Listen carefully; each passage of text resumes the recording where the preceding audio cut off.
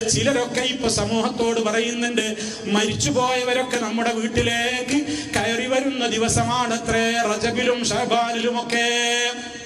ഒരു കൊല്ലത്തില് 7ഓ 8ഓ ഒക്കെ ദിവസം നമ്മുടെ വീട്ടിൽ നിന്ന് മരിച്ചുപോയ ആളുകള് നമ്മുടെ വീട്ടിലേക്ക് ഇങ്ങനെ വരുമത്രേ. വീടിന്റെ ചുറ്റും അവരിങ്ങനെ വാതിൽക്കൽ വന്ന് നിന്നിട്ട് നമ്മളോട് ഇങ്ങനെ കരഞ്ഞു ചോദിക്കുമത്രേ, നിങ്ങൾ ഞങ്ങൾക്ക് വേണ്ടി ഒരു ഫാത്തിഹ ഓതാത്തതെന്താ, ഒരു യാസീൻ ഓതിക്കൂടെ, ഞങ്ങൾക്ക് വേണ്ടി സദഖ ചെയ്തുകൂടെ എന്നിങ്ങനെ മരിച്ചുപോയവരുടെ റൂഹുകള് അവരുടെ വീട്ടിലേക്ക് തിരിച്ചു വരുമത്രേ. ഇത് അള്ളാന്റെ റസൂലിന്റെ പേരിൽ പച്ചക്കള്ളം ഇവിടെ പ്രചരിപ്പിക്കുന്നു. അള്ളാന്റെ റസൂൽ ഇങ്ങനെ പഠിപ്പിച്ചു അത്രേ. അത് സ്വഹീഹായ ഹദീസാണത്രേ. അബൂ ഹുറൈറ റളിയല്ലാഹു അൻഹു റിപ്പോർട്ട് ചെയ്തതാണത്രേ. എങ്ങനെയാണ് ആയിരക്കണക്കിന് ആളുകൾ തടിച്ചുകൂടുന്ന സദസ്സിൽ പ്രസംഗിക്കുന്ന ഇത്തരത്തിലുള്ള പ്രഭാഷകന്മാർക്ക് റസൂലുള്ളാഹിയുടെ പേരിൽ കള്ളം പറയാൻ കഴിയുന്നത്? നബി തങ്ങളുടെ പേരിൽ കള്ളം പറഞ്ഞാൽ മൻ ഖാല അലയ്യ മാ ലം അഖുൽ, ഞാൻ പറയാത്തത് എന്റെ പേരിൽ ആരെങ്കിലും പറഞ്ഞാൽ നരകത്തിൽ അവന്റെ ഇരിപ്പിടം അവൻ എത്രയും വേഗം സ്ഥിരപ്പെടുത്തിക്കൊള്ളട്ടെ എന്ന ഹദീസ് പഠിച്ചിട്ടില്ലേ ഈ മുസ്ലിയാക്കന്മാര്?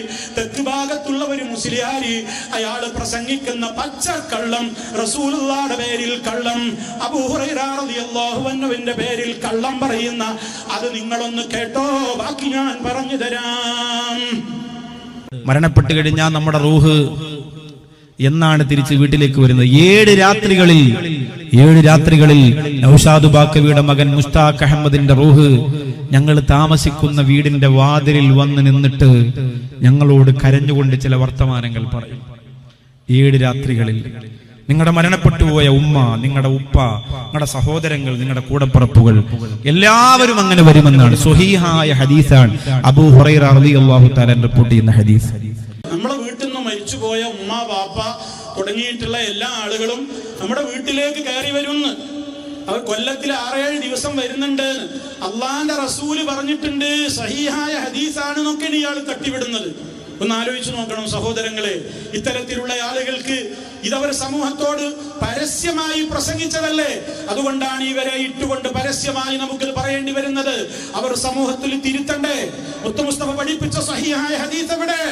അങ്ങനെ ഒരു ഇസ്ലാമികമായിട്ട് മരിച്ചുപോയവരുടെ റൂഹൊക്കെ നമ്മുടെ വീട്ടിലേക്ക് ഇങ്ങനെ കയറി വന്ന് നമ്മളോട് വല്ലതും തരുമോ, എന്താ നിങ്ങൾ ഞങ്ങൾക്ക് വേണ്ടി ഫാത്തിഹ ഓതാത്ത് എന്നൊക്കെ പറഞ്ഞ് വാതിൽക്കൽ നിന്ന് കരയുമെന്നാണ് ഈ മുസ്ലിയാര് പറയുന്നത്. ആലോചിച്ചു നോക്കൂ.